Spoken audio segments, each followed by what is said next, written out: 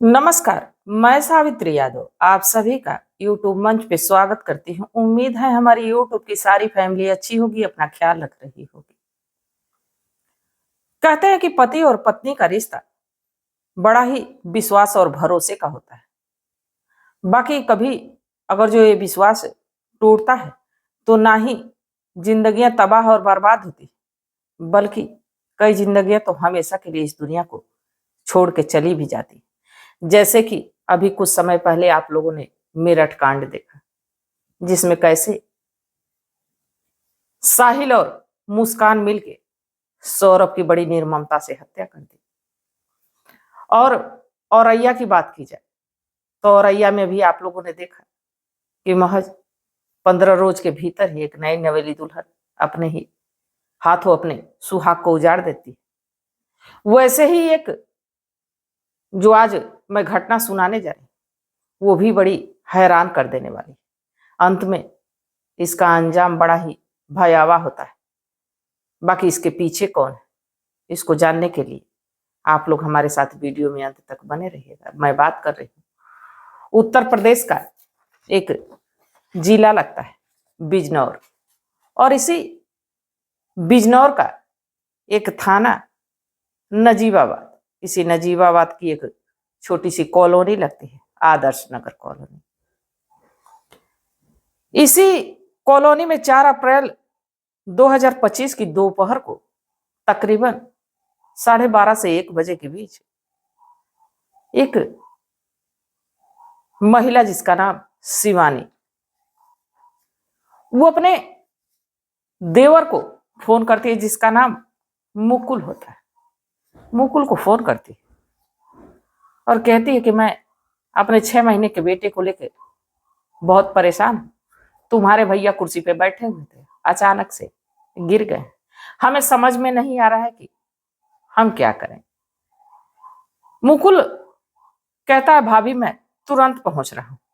इसके बाद Shivani phone cut करती है और सीधे अपने सास को भी फोन करती है और इस बारे में सास से भी बताती है। दरअसल शिवानी के पति का नाम दीपक कुमार, उम्र 29 साल के करीब।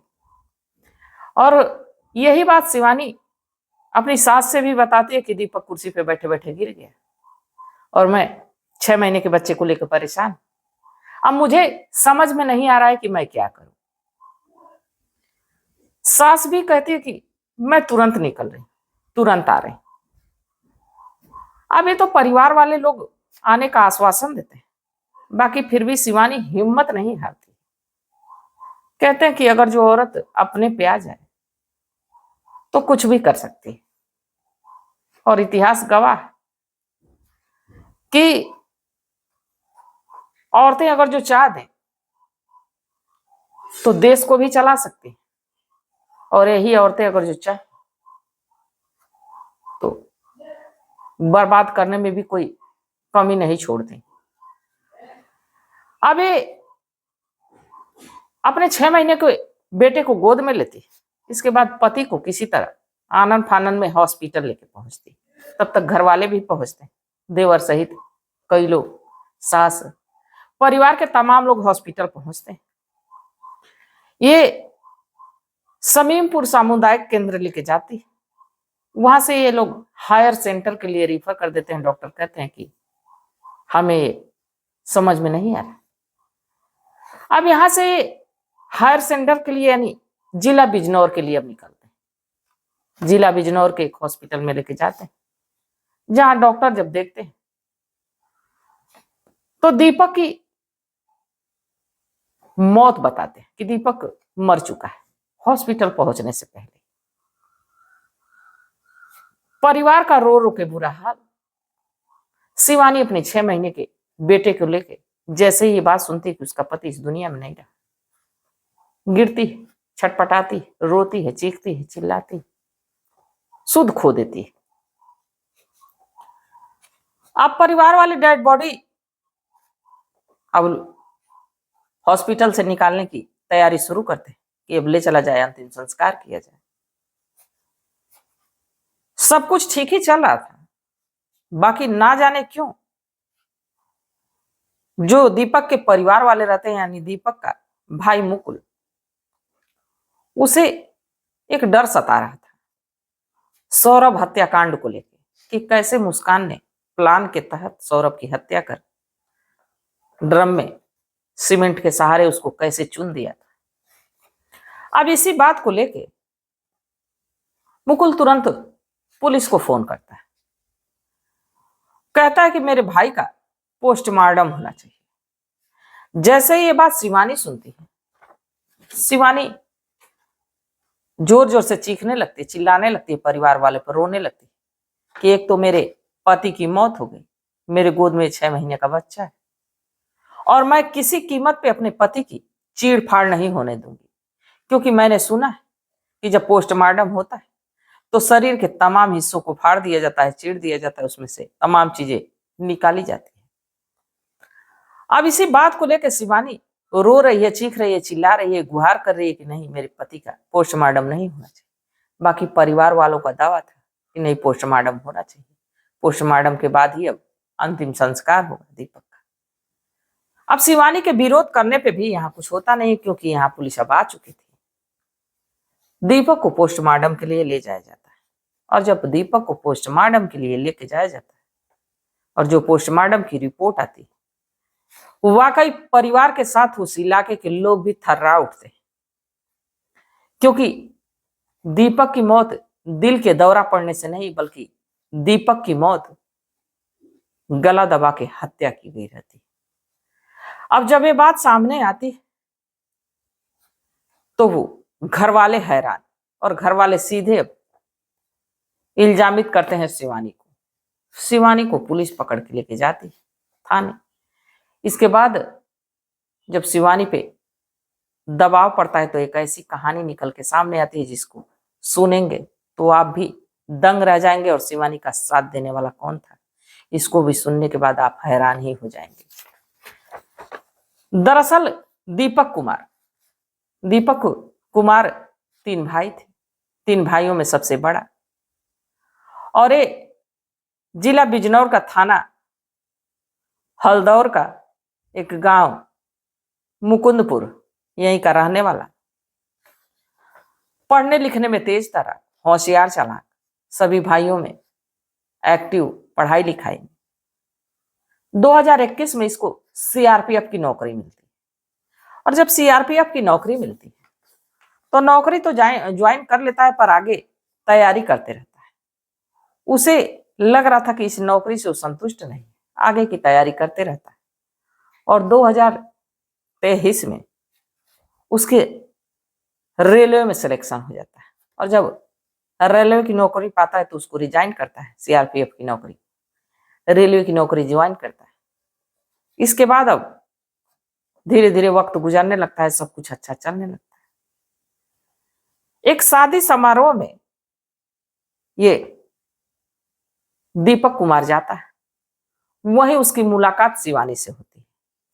शिवानी जो कि चौहड़पुर थाना का एक नहौड़ जिला बिजनौर का ही गांव है, वहीं की रहने वाली होती है, और ये पता चलता है कि वो अपने बुआ के घर आई शादी में। अब दोनों एक दूसरे को पसंद करते हैं, परिवार वालों तक ये बात जाती है, और जब परिवार वालों तक बात जाती है तो दोनों परिवारों में बातचीत होती है। शिवानी और दीपक की शादी 17 जनवरी 2024 को कर दी जाती, बड़ी धूमधाम से शादी होती, दोनों परिवार के रजामंदी से होती। कुछ समय गुजरता है, शिवानी अब जिद करने लगती है अपने पति के साथ जाने के लिए, दीपक कुमार के साथ जाने के लिए। दीपक कुमार कहता है ठीक है। अब दीपक कुमार जो है उसको लेके अपने पास जाता है, जहाँ कि उसे रेलवे से क्वार्टर मिला रहता है, जहां वो रहने के लिए नहीं कहती तो एक प्राइवेट कॉलोनी में, आदर्श नगर कॉलोनी में एक प्राइवेट रूम लेता है, जहां अपनी पत्नी शिवानी को रखता है। इसी बीच दीपक को पता चलता है कि शिवानी प्रेग्नेंट है। दीपक के खुशी का ठिकाना नहीं, सब कुछ अच्छा चलते रहता है, वक्त गुजरते रहता है। इनका एक बेटा होता है, और जब बेटा होता है तो खुशी अब दुगनी हो जाती है, सब कुछ अच्छा चलते रहता है। आ जाता है 2025। बाकी कुछ दिनों से दीपक ये बात नोटिस कर रहा था कि जब वो ड्यूटी जाता है उस समय शिवानी कुछ ज्यादा ही खुश हो जाती है। बाकी जब ड्यूटी से वापस आता है तो शिवानी के चेहरे पे उदासी रहती है, जिससे दीपक शक तो करता पर पुख्ता तौर पे कुछ कह नहीं पाता था कि उसकी पत्नी का किसी से अफेयर है, किसी से बातचीत करती है। वक्त गुजरते रहता है। बाकी जैसे ही मेरठ की हत्या कांड का मामला सामने आता है, दीपक कुमार को ये लगने लगता है कि कहीं हमारी पत्नी भी तो ऐसा कुछ नहीं कर रही। अब वो अपनी पत्नी पर नजर रखने लगता है। जब नजर रखने लगता है तो उसे पता चलता है कि वो किसी से फोन के जरिए बात करती है, और सिर्फ बात नहीं करती, मौका मिलने पर मुलाकात भी करती है। अब जब इस बात की जानकारी दीपक कुमार को लग जाती है तो दोनों में कहासुनी होती है। झगड़ा दोनों में होता तो है। दीपक कुमार फिर ड्यूटी चला जाता है, इसके बाद वापस आता है तो अब दोनों में तानातनी झगड़ा हुआ ही रहता है। एक दूसरे से बात नहीं करते हैं, पर शिवानी खाना बनाई रहती है। अभी दीपक कुमार खाता नहीं, इसके पहले ही वो चाय बना के लाके देती है, टेबल पे रख के चली जाती है।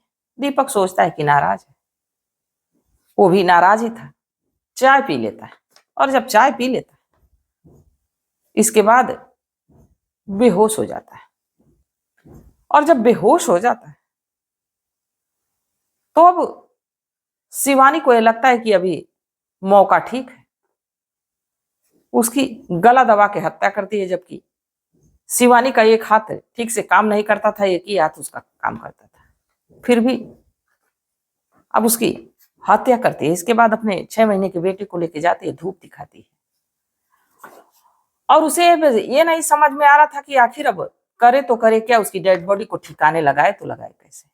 फिर उसके दिमाग में खिचड़ी पकती है, अपने देवर को फोन करती है और फोन करके बताती है कि दरअसल तुम्हारे भैया को दिल का दौरा पड़ा है, तुम जल्दी से आ जाओ। सास को भी फोन करती है, और सिर्फ सास को ही नहीं फोन करती है बल्कि कई रेलवे कर्मचारियों को भी फोन कर देती है। अब जो जैसे जहां से सुनता है वो पहुंचता है, और हॉस्पिटल पहुंचने के बाद पता चलता है कि दीपक कुमार अब इस दुनिया में है ही नहीं। बाकी ना जाने क्यों दीपक के भाइयों को ये लग रहा था कि कहीं सौरभ जैसा इसका हाल तो नहीं हुआ है। घर वालों को इनके झगड़े के बारे में कोई आता पता तो था नहीं, फिर भी ना जाने क्यों लग रहा था कि कहीं ऐसा तो नहीं। और पोस्टमार्टम होता है तो पता चलता है कि बात तो ऐसी है। अब जब ये कहानी निकल के सामने आती है तो पुलिस वाले बड़े हैरान कि दुनिया ये सोचती है कि उसका जो दामाद मिले, बेटी के साथ जिसकी शादी नौकरी करता रहे, बल्कि सरकारी सर्विस रहे। शिवानी की शादी भी सरकारी सर्विस वाले से होती है, रुपए पैसे की कमी नहीं, ऐशो आराम की कमी नहीं, फिर भी खुद के हाथों से खुद का सुहाग उजाड़ देती। ये बताया जा रहा है, सोर्सों के जरिए से पता चला है कि लखीमपुर खीरी का रहने वाला व्यक्ति जिससे कि वो बात करती है, अभी नाम ओपन नहीं हुआ। जैसे ही कोई नई अपडेट आती है मैं आप लोगों तक पहुंचाने की कोशिश करूंगी। और एक व्यक्ति जो कि आदर्श नगर कॉलोनी का ही रहने वाला है, वो भी आदर्श नगर कॉलोनी में ही रहता है, जिससे कि शिवानी का लेना देना है। और क्या पता कि शिवानी के साथ मिलके दीपक कुमार की हत्या हुई हो। तो अभी कुछ चीजें सामने आने को बाकी, देखिए कब इस राज से पर्दा उठता है। और जो भी होगा मैं आप लोगों तक बताने की कोशिश करूंगी, क्योंकि कुछ दिनों से दीपक ये चाहता था कि शिवानी घर जाके रहे माता पिता के साथ। शिवानी जाना नहीं चाहती, इस बात पे ज्यादा झगड़ा होता था। और जब शक गहराया तो झगड़ा विवाद बढ़ गया, और मामला ये हुआ कि दीपक कुमार की हत्या कर दी गई। तो क्या कहा जा सकता है, किस पे विश्वास किया जाए, किस पे भरोसा किया जाए। और जहां देखिए वहां ज्यादातर मामले अगर जो आ रहे हैं तो प्रेम प्रसंगों को लेके आ रहे हैं। ऐसा भी क्या प्रेम, अगर जो दीपक कुमार से प्रेम नहीं था तो शादी ही नहीं करनी चाहिए थी, शादी की तो निभाना चाहिए था। बाकी निभाने की तो बात दूर है, अगर जो नहीं हमारा रिश्ता पट रहा है तो उसको छोड़ो, उससे किनारा करो। और अपनी जिंदगी अपने तरीके से जियो, उसकी जिंदगी उसके तरीके से छोड़ दो। बाकी यहां तो रास्ता ही अलग चुन लिया जा रहा है कि सीधे अगर जो उसके साथ नहीं रहना तो उसको मार दो, उसको खत्म करो। और ये रास्ता जाके कहां खत्म हो रहा है? जेल के सलाखों के पीछे। अब तो शिवानी जेल के सलाखों के पीछे चली गई है। देखिए कब और लोगों का नाम आता है सामने, वो भी लोग जैसे ही नाम सामने आएगा वो भी लोग जेल के सलाखों के पीछे ही जाएंगे। कितने लोग शिवानी के साथ मिले हुए। कुछ लोगों ने कहा कि रुपए के लालच में, नौकरी के लालच में शिवानी ने ऐसा कर दिया, पर ऐसा नहीं है। शिवानी ने अवैध संबंधों के चलते अपने पति की बेरहमी से हत्या कर दी। अब ये तमाम चीजें, आप लोग इस पे क्या सोचते हैं? आप लोगों की क्या सलाह, आप लोगों की क्या राय है? कमेंट सेक्शन में जरूर बताइएगा कि शिवानी को कौन सी सजा मिलनी चाहिए और शिवानी के साथ जो व्यक्ति इस कांड में शामिल है उसको कौन सी सजा मिलनी चाहिए। आप लोग अपनी सलाह, अपनी राय कमेंट सेक्शन में जरूर बताइएगा, क्योंकि आपके मांसवारी का हमें बेसब्री से इंतजार रहेगा। और जहां तक बात रही दूध मुंह है बच्चे की, जो कि 6 महीने का है, वो तो फिलहाल में जेल में अपनी माँ के साथ ही लगभग 6 साल तक रहेगा। इसके 6 साल के बाद ही अब कानून तय करेगा कि वो अपने ननिहाल में रहेगा या अपने दादा दादी के साथ रहेगा। तमाम बातें तो आप लोग अपनी सलाह, अपनी राय कमेंट सेक्शन में जरूर बताइएगा कि बच्चे को किसके साथ रहना चाहिए। तो आप लोग मेरा इतना साथ दिए, इतना सपोर्ट किए, इसके लिए तहे दिल से शुक्रिया, तहे दिल से धन्यवाद। तो तब तक आप लोग अपना ख्याल रखिए, अपने परिवार का ख्याल रखिए, बाल बच्चों का ख्याल रखिए। मिलते हैं कल एक नई वीडियो के साथ। तब तक के लिए जय हिंद, जय भारत।